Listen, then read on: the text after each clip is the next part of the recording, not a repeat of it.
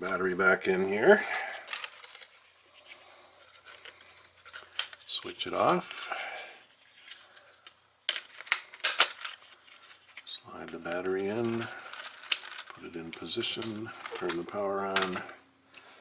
And our voltmeter is set to measure DC voltage. So here's ground. And sure enough, we have our 6 volts there. And our 6 volts there. So when we move this switch to this position, the off position,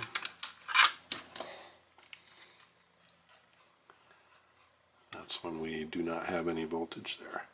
So it's this center pin that we're going to wire up to the H-bridge and up to the P-socket.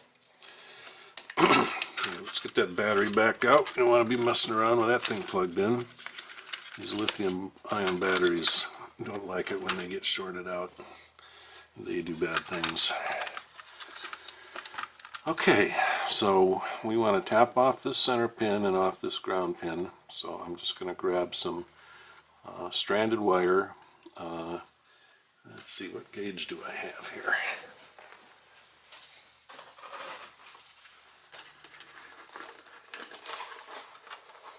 So this is 22 gauge stranded wire.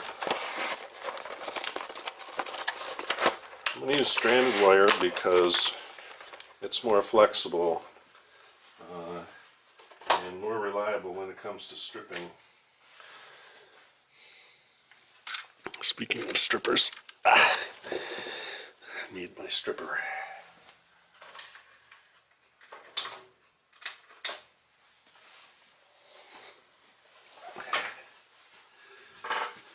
So here we go.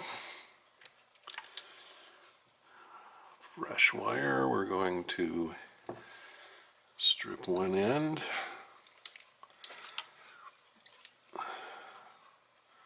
Strip another end. And now we're going to do what we call tinning.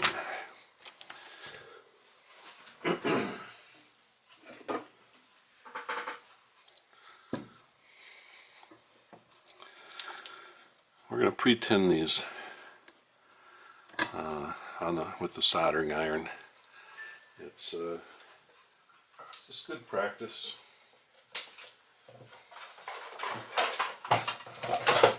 Makes it easier in the end.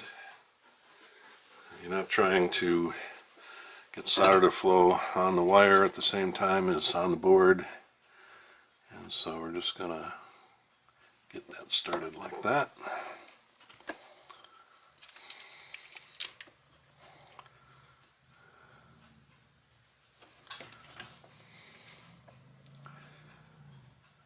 Get this started like that.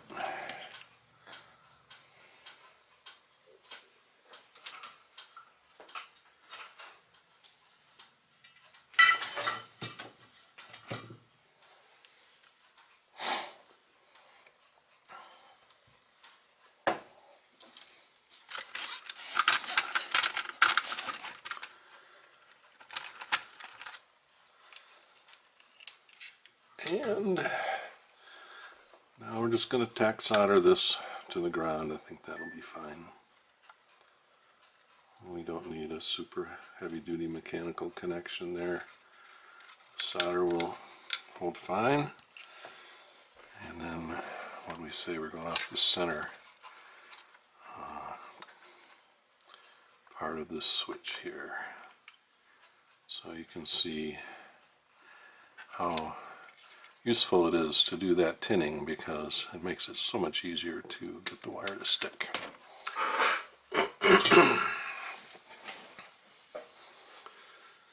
So let's run this under here, and these are both going to go in there, so we'll chop them off here, strip-a-roo. Give it a little bit more room here. I believe this is almost the same gauge as that rear motor wire. So that's good. That means we'll have the current capacity that we need.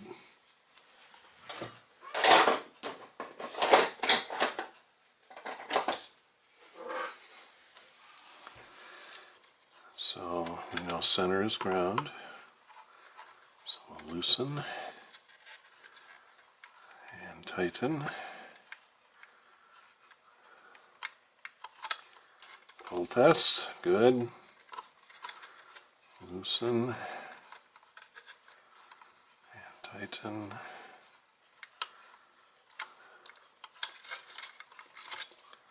Pull test, all good.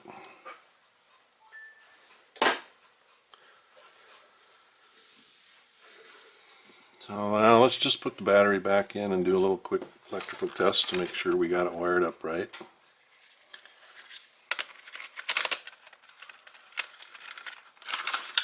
And yeah, so there you go. You can see that we are able to use the switch to turn the power on and off.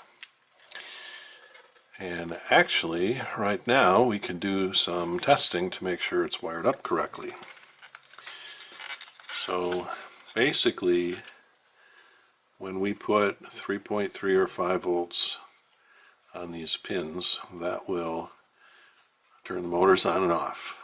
So right now you can see they're all off. And so when we put 3 volts or 5 volts on one of these pins, so you have 4 pins here and you have 4 different possible outcomes. Forward and reverse on the rear wheels, right and left on the front wheels. So we're going to find ourselves a 3-volt source,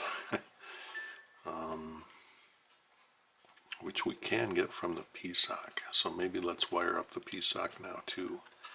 So let's do that. Let's wire up the P-sock. That'll make it easier.